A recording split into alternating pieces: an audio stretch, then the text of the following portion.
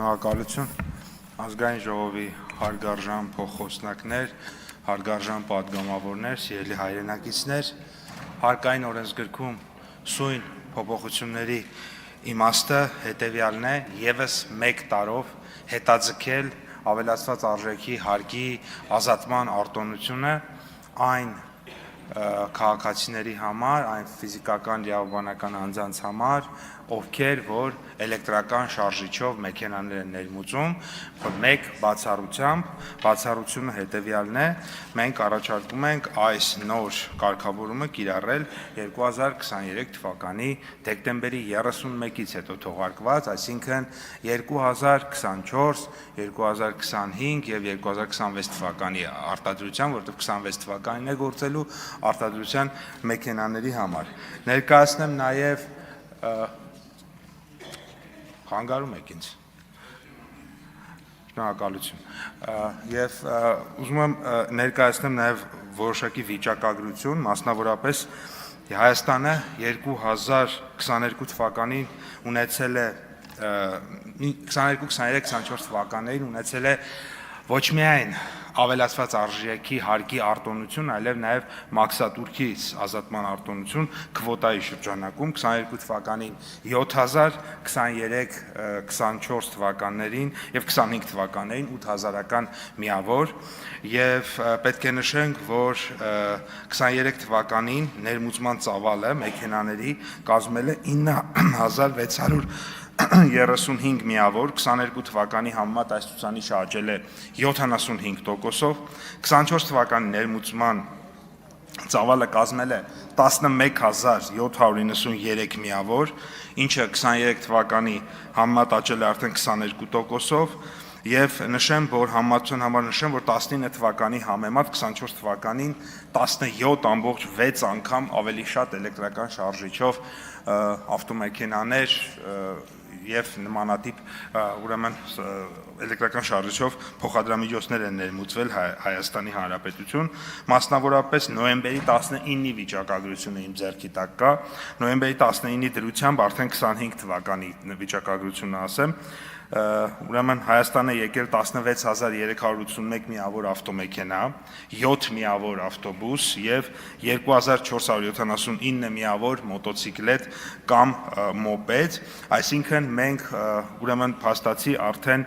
19000 ավտոմեքենա ենք այս տրանսպորտային միջոցը այս տարի Հայաստան եկել, ինչը նախորդ տարվա համեմատ բավականին շատ է եւ հետեւաբար կարող ենք ակնկալել մինչեւ տարեվերջ, որ կկրկնապատկվի նախորդ տարվա նկատմամբ ուրեմն նախորդ տարվա ներմուծման ցուցանիշը, ինչու համար է սա կարեւոր եւ ինչի է կառավարությունը այս քաղաքականությունը կարեւորում ենք հետեւյալ պատճառներով նախագծի ընդունմամբ նպաստավոր պայմաններ կստեղծվեն երկրում էլեկտրական շարժիչով տրանսպորտային միջոցների ձեռքբերումը ու շահագործումը խթանելու համար, ինչպես նաև կանաչ տնտեսության նպատակներին հասնելու համար, արտոնության կիրառումը ամբողջովին կառավարության քաղաքականությանը համահունչ է, մենք վերջերս ընդունել ենք կանաչ տաքսոնոմիան, մենք ընդունել ենք կանաչ եւ կայուն տնտեսության ռազմավարական ծրագիրը այս տարվա ընթացքում եւ այս ամբողջ քաղաքականությունը հետ ինքը համահունչ է եւ արտոնության կիրառումը կնպաստի նաեւ շահագործման համար անհրաժեշտ ենթակառուցվածքների զարգացմանը, այդ ոլորտում լրացուցիչ ներդրումների ներգրավմանը, նոր աշխատատեղերի ստեղծմանը, ինչպես նաեւ Հայաստանի Հանրապետության ավտոպարկի թարմացմանը եւ էներգետիկ անվտանգությանը։ Նշեմ նաև, որ բացի տնտեսական եւ տեխնոլոգիական օգուտներից նախագիծը ունի նաև բնապահպանական կարևորություն, այն ուղղակիորեն բխում է կառավարության 21 թվականի ապրիլի 22-ին ընդունված Փարիզյան համաձայնագրի ներքո Հայաստանի Հանրապետության 21-30 թվականների ազգային մակարդակով սահմանված գործողությունները հաստատելու մասին որոշմամբ ամրագրված Հայաստանի Հանրապետության պարտավորություններից, որի շրջանակներում մենք պարտավորվել ենք մինչև 2030 թվականը Հայաստանում արտադրվող ջերմոցային գազերի քանակը 1990 թվականին արտադրվողի համեմատ 40%-ով կրճատել։ Այս ուղղությամբ քայլերը նույնպես բնականաբար այս գործողությունը կնպաստի։ Սա երկրի էներգետիկ անվտանգության համար կարևոր նշանակություն ունի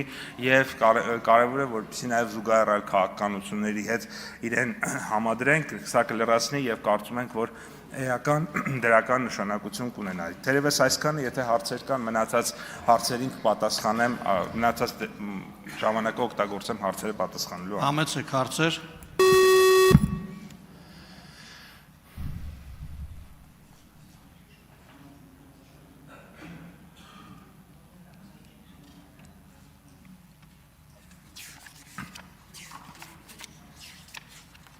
Արման Եղոյան։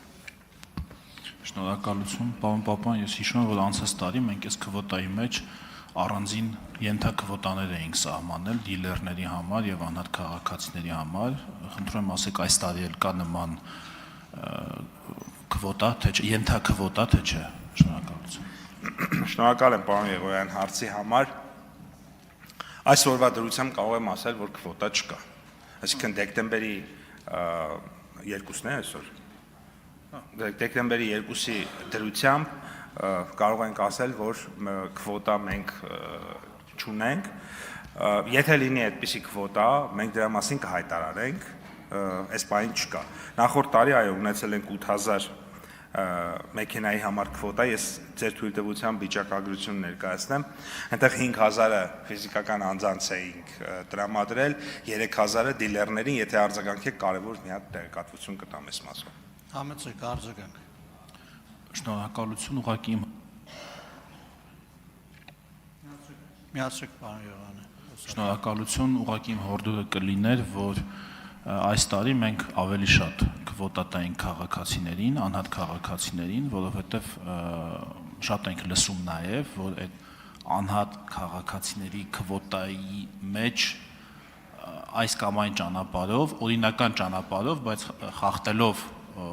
քվոտայի տրամաբանությունը, նաև դիլերներն են ներկրում, այնպես որ այդ բալանսը վերականգնելու համար կարծում եմ մի քիչ ավելի պետքա թեքենք դեպի անհատ քաղաքացիների կողմը, որ իրապես բալանս լինի։ Շնորհակալություն։ Պարոն Եղոյան, տեսեք, սա ավելացված արժեքի հարկի արտոնության մասին է։ Ձեր ասած քվոտան մաքսատուրքի մասին է։ 25 թվականին 8000 մեքենա ազատվել է կամ կազատվի եւ ավելացված արժեքի հարկից եւ մաքսատուրքից։ Մնացած մեքենաները ազատվել են կամ կազատվեն դեռ 25 թվականին միայն ավելացված արժեքի հարկից։ Հիմա եթե այս օրենքը ընդունենք, 26-ին էլ կազատվեն իրենք նորից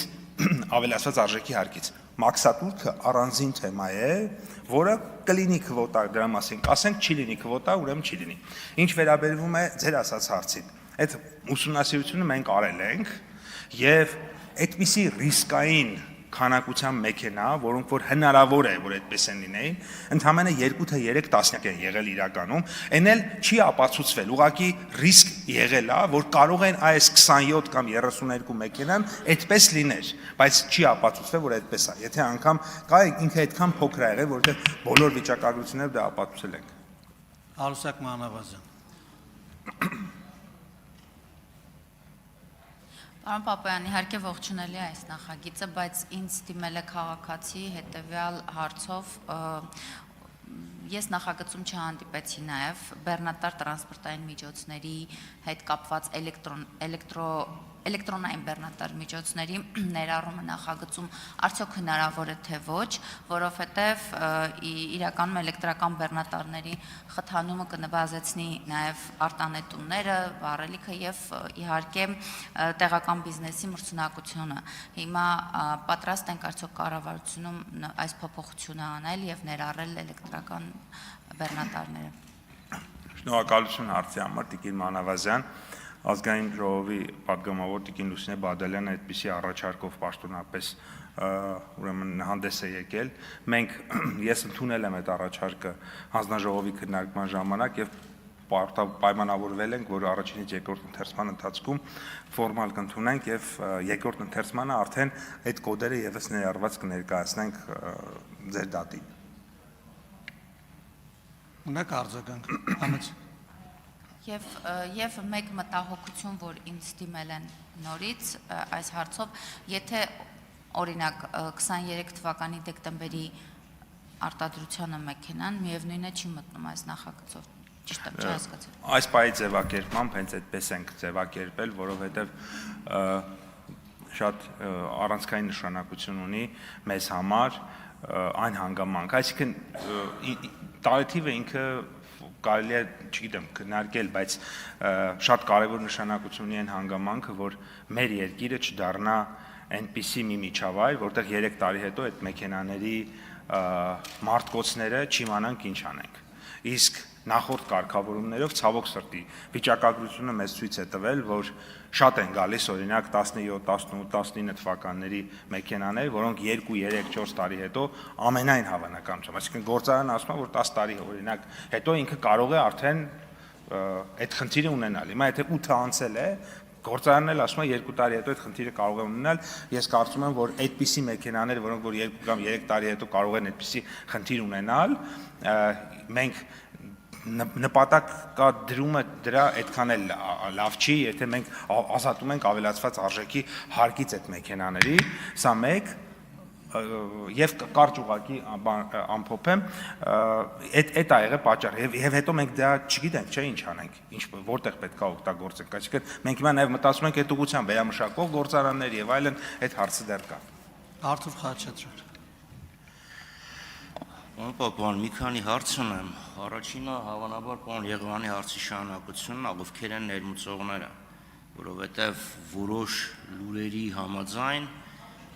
մի քանի խոշոր ներմուծողը ներմուծել են սկզբից եւ քվոտան փակել է։ Այսինքն կա որոշակի բաշխում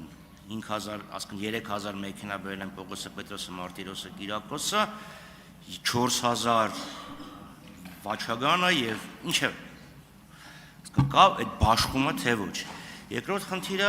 ձիաուժի հաշվարկի մասին է վերաբերում, որովհետև էլի լսել են բողոքներ, որ տարբեր մարդիկ նույն մեքենայի համար տարբեր հարգույքարկ են վճարում, որովհետև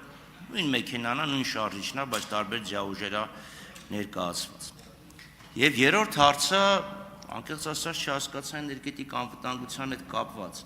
որովհետև այո, քիչ գազով աշխատող մեքենա լինի, քիչ գազ կներմուծենք, քիչ կախվածություն կունենանք, բայց այդ մարտկոցները, մարտկոց եմ ասում, աղբյուրը, որից էլեկտրամեքենաները հոսանք լիցքավորվում են, միևնույնն է գազից են ստանում առաջնային էներգիան։ Շատ լավ, շնորհակալություն։ Առաջին մասով ես մի անգամ վիճակագրություն ազգային ժողովում ներկայացրել եմ այս տարվա մեջ։ Հիմա այս պահին, եթե իմանայի այդ հարցը նորից կհնչեր այդ վիճակագրությունը կպատրաստեի, հաջորդիվ կներկայացնենք երկրորդ ընթերցման ժամանակ, եկեք պայմանավորվենք նաև տվյալները թարմաստեն, բայց այդ տվյալները ես ասեմ ինչ էր։ Այնտեղ մենք ունենք այսպիսի կետ, ասում ենք, եթե ինքը ունի ուրեմն այդ որ պաշտոնական ներմուծող է, պաշտոնական դիլեր է, ասում է եթե ինքը պաշտոնական դիլեր է եւ այլն։ Երբ որ այդ պաշտոնական դիլերը բանը հանում էինք, տակը մնում էր մի քանի տասնյակ մեքենա։ Այսինքն իրականում այդ խնդիրը չկար, օրենքով մնացածը կարգավորված էր։ Սա մեկ։ Երկրորդ հարցը հետեւյալն է, քանի որ ձեր հարցադրումը ունի նաեւ ինչ որ տրամաբանական շարունակություն պարոն Եղոյանի հետ, ես հիմա այստեղ մի բան ասեմ։ Հնարավոր է, որ այս 3000 քվոտան չօգտագործեն մեր դիլերները եւ ասենք օրինակ 200 մեքենա մնա։ Այդ պատճառով էկոնոմիկայի նախարարությունը արդեն նախագիծ է շրջանառել, որ դեկտեմբերի 31-ի դրությամբ, եթե օրինակ պայմանական 256 մեքենա մնացել է, 5001-րդը, 5200-րդը, մինչև 5252-րդը հերթականությամբ նայելու ենք եւ այդ մարդկանց վճարած մաքսատուրքը հետ ենք տալու։ Էական չի, մեքենան թանկ է, էժան է, թիվը եւ այլն։ Հերթականության տրամաբանությամբ տալու ենք։ Պապան, հարցս վերաբերում է ոչ թե դիլերները բերել են այն քվոտայի հաշվին, որը ֆիզիկական անձանց են նախատեսված, դա պատասխանեցիք, այլ այդ դիլերների մեջ կա մի խոշոր դիլեր, 2 խոշոր 3, որոնք ասկն շուկայի 80%-ը իրանք են բերել, թե տասնյակ հարյուրավոր դիլերներ են եւ մոտավորապես հավասար բաշխում են։ Եվ նաեւ չգիտեմ, եթե ժամանակը երեքի են մյուս հարցերն էլ Շատ լավ։ Ոչ 100, ես ասեմ, ոչ մի քանիս են, ոչ էլ 100-ավոր են։ Հստակ թիվը հաջորդ անգամ կներկայացնեմ, տարբեր ընկերություններ են։ Հետո այդ ընկերություններն էլ են շատ հաճախ բերում վիզանձանց համար։ Օրինակ մարդ կա, ինքը գնում է իր համար, պատվիրում է առնում է, մարդ կա գնում է ասում է, ես այդ դրանից չեմ հասկանում, դուք ընկերություն եք, ձեր գումարը, եկել ձեր միջնորդավճարը, խնդրում եմ իմ համար մեքենա պատվիրեք։ Ես ուզում եմ ենթադրենք չինական 2024 թվականի ամենագնաց։ Իր համար պատվիրում են, այսինքն էլի մեր քաղաքացիներն են դրանից օգտվում։ Ենթադրաբար ինչ որ ծառայության վճարի դիմաց։ Իսկ ինչ վերաբերվում է այն հարցին, առաջին հարցին։ Տեսեք, այստեղ մի հատ կարևոր բան կա, որ շատ կարևոր է։ Այսօր մենք ունենք արևային էներգետիկայի ավելցուկ ցերեկային ժամերին։ Եվ իմ կարծիքով պետք է մեր քաղաքականությունները այնպես անենք, որ ցերեկային էներգիան այսօր հակառակն է։ Մենք ցերեկը ունենք էժան էներգիա, գիշերը թանկ, բայց գիշերվա էներգիան ավելի էժան է, քան ցերեկվանը։ Այնպես պետք է մենք անենք, որ ցերեկը շատ սպառում տեղի ունենա էներգիայի, այդ թվում նաև այդ եղանակով, եւ դա քաղաքականությունների հարց կա։ Շնորհակալություն։ Ժամանակ չկա։ Ալխաս Ղազարյան, հաջորդ ելույթի համար։